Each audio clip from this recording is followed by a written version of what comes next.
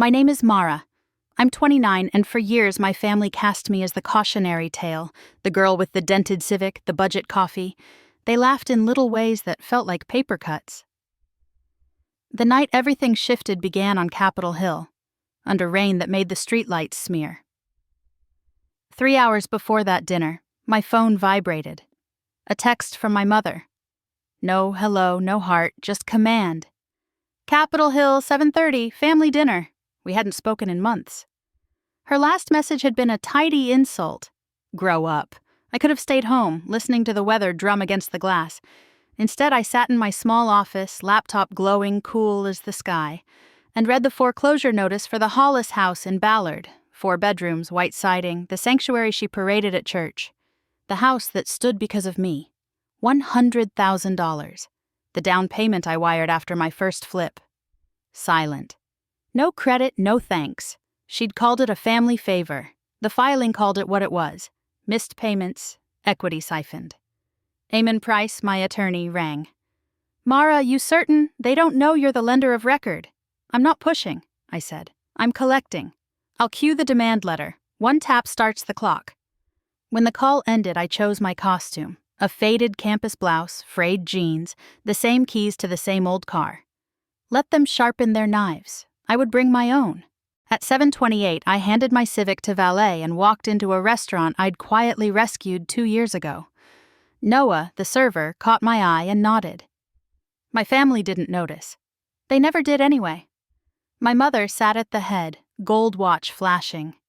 Still late, still useless, she announced for the neighboring booth. Delia reclined with her wine, stud like a dagger. You smell like bus fare.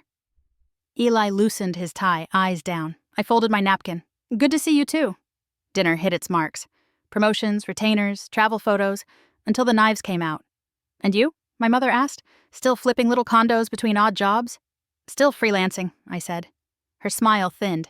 Some people are not built for this city. At 8:30, Eamon Price, navy suit, silver temples, cut across the room.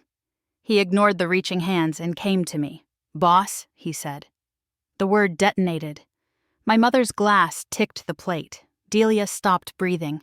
Eli looked up fast. Eamon slid into the empty chair. Didn't mean to intrude. Since it's relevant, your daughter's investment kept my firm alive last year. She also reworked the leases here. She owns 55% of this restaurant. Forks hovered. The bar went silent.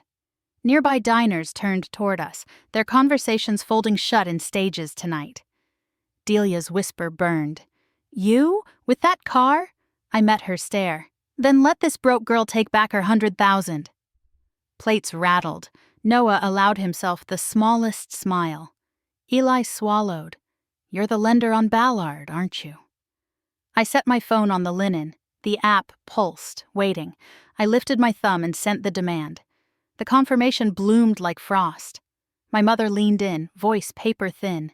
You can't do this. We're family. Family pays its debts, I said, and stood. Outside, the rain steadied to a bright hiss. Inside, the room finally learned how to be quiet. 2 months later, the notice recorded, and the Hollis house changed hands without ceremony. My mother checked into a roadside motel, selling rooms by the week and coffee by the hour. Delia's glitter dulled. Clients stopped returning her emails. Eli kept his job, but without our mother's introductions, he was just another junior, learning to stand on his own. I leased a glass-walled apartment above Elliott Bay. More workspace than trophy, and met with architects about a building to prize sunlight over profit. Studios for artists, units for single parents, a courtyard where rain could speak. The numbers worked. My name stayed quiet, as always. I slept without apology. Voicemails arrived in weather fronts. Heat, then hail, then thaw. My mother's voice swung from fury to pleading. Delia wrote paragraph-long apologies that sounded like ad copy.